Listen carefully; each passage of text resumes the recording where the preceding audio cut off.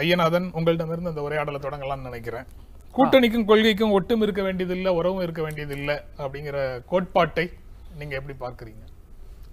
அது கிட்டத்தட்ட மக்கள் ஏற்றுக்கிட்ட ஒன்றுதான், மக்கள் ஏற்றுக்கொண்டது. 67 நீங்க எடுத்துக்கங்க.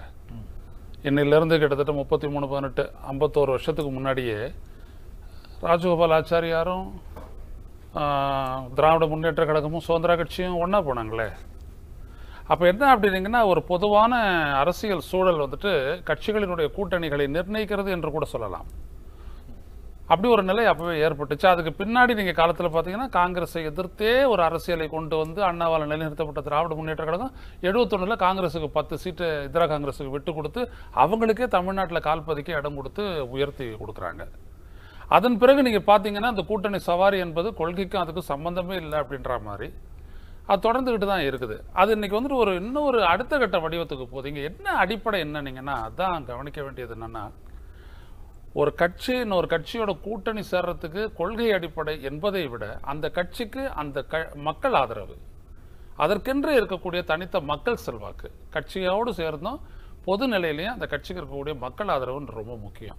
அதை வச்சுதான் முன்னாடி எல்லாம் கூட்டணி போட்டா அந்த அந்த அரித்மேட்டிக்கை வந்துட்டு பத்திரிகையாளர்களாகிய அல்லது வெளியிலிருந்து பார்க்கக்கூடிய எவரும் ஒப்புக்கிட்டாங்க.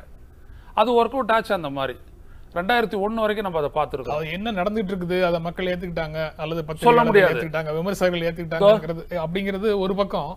இன்னொரு பக்கம் என்ன நடக்கணும், எது ஜனநாயகத்தை செழுமைப்படுத்தக்கூடிய ஒரு நடைமுறை, என்ன நடந்துட்டு இருக்குங்கிறத விட எது நடந்தால் நல்லது அப்படிங்கிற ஒரு கேள்வி எப்பவுமே எஞ்சி நிக்குது இல்ல? ஆமா, அந்த கேள்விக்கு என்ன பதில் சொல்லுவீங்க? நடக்கணும் அப்படின்னு சொல்லக்கூடியது மக்களுடைய எதிர்பார்ப்பா இருந்ததுன்னா இந்த கூட்டணி முயற்சிகள் அனைத்தும் பெரும் தோல்வி அடையும். சரி, அதுதான் இங்க ரொம்ப முக்கியம். மக்கள் ஆதரவுன்றதுதான் கூட்டணியினுடைய பலமே ஒழிய அந்த கூட்டணியில் எத்தனை கட்சி இருக்குது, அது மெகா கூட்டணியா மைனர் கூட்டணியா இல்ல, அது அப்படி இல்லை. இந்த கூட்டணி என்பதற்கு இந்த மக்கள் தளத்திலிருந்து அந்த ஆதரவு பெருக வேண்டும் என்றால் அவருடைய எதிர்பார்ப்பு இந்த கூட்டணியினுடைய வாக்களிப்பதை தவிர வேற எந்த தேர்வு உரிமையும் மக்களுக்கு கிடையாது, இருக்கக்கூடாதுன்னு நினைக்கிறாங்க. இல்ல, அவங்க வேறு பல காரணங்களுக்காக ஒரு கட்சிக்கு வாக்களிக்கிறாங்க.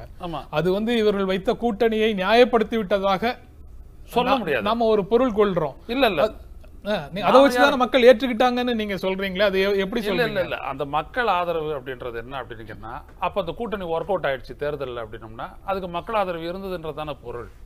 அது ஒரு இயற்கையான ஒரு முடிவு, அது நேச்சுரல் கன்க்ளூஷன். ஆனா இங்க என்ன நடக்குது அப்படின்னு கேட்டீங்க அப்படின்னோம்னா, மக்கள் மீது ஒரு கூட்டணி என்ற ஒரு உருவகம், இது பலம் வாய்ந்தது, இதுதான் வெற்றி பெறப்போகுது அப்படின்ற ஒரு உருவகம் திரிக்கப்படும் பொழுது அது அரசியல் அல்ல அப்படின்னு நான் சொல்றேன்.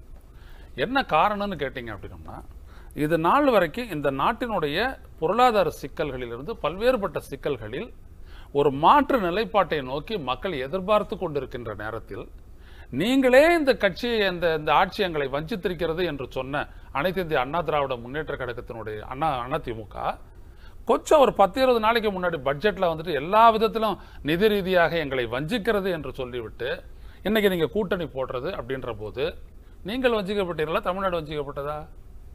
அப்படி வஞ்சிக்கப்பட்டவர்கள் வஞ்சித்தவனோடு கூட்டு சேருவது என்பது எவ்வாறு ஏற்றுக்கொள்ளத்தக்கது? அதே மாதிரி நீங்க தனியா ஒரு பட்ஜெட்டை போட்டு இப்படி எல்லாம் தான் இருக்கணும் அப்படின்னு சொல்லிட்டு ஒரு எதிர்பார்ப்பை உருவாக்கி விட்டு அந்த எதிர்பார்ப்புக்கு கொஞ்சமும் சம்பந்தம் இல்லாதவங்க அப்படின்னு சொல்றவங்களோட போயிட்டு கூட்டணி சேர்க்கக்கூடிய பாட்டாளி மக்கள் கட்சியினுடைய நிலையை எவ்வாறு ஏற்பது? அதே மாதிரி இன்னொரு பக்கத்துல நீங்க பாத்தீங்கன்னா கூடா நட்பு கேடாய் முடியும் அப்படின்னு சொல்லிவிட்டு ஒரு இன அடித்தலுக்கே இவங்க துணை நின்றாங்கன்னு சொல்லி இறுதியா சொல்லி நீங்க கூட்டணியிலிருந்து வெளியேறதுக்கு பிற்பாடு அவங்களோட போயிட்டு நீங்க கூட்டணி போடுறது அப்படின்றது எப்படி மக்களினுடைய எதிர்பார்ப்புக்கும் ஆதரவுக்கும் துணை புரியும்? அப்ப எந்த இடத்துல மக்களினுடைய எதிர்பார்ப்பிற்கு ஒரு அரசியல் அணி இல்லையோ அது எப்படி அமைக்கப்பட்டாலும் அது மக்களுக்கு எதிரானதுதான். சரி, உண்மை செய்திகளை உங்கள் கண்முன் கொண்டு வரும் காவிரி நியூஸின் யூடியூப் சேனலை சப்ஸ்கிரைப் செய்யுங்கள். நொடிக்கு நொடி நாட்டு நடப்புகளை தெரிந்து கொள்ள kaverinews.tv, Facebook, Instagram, Twitter போன்ற சமூக வலைதள பக்கங்களோடு எப்போதும் இணைந்திருங்கள்.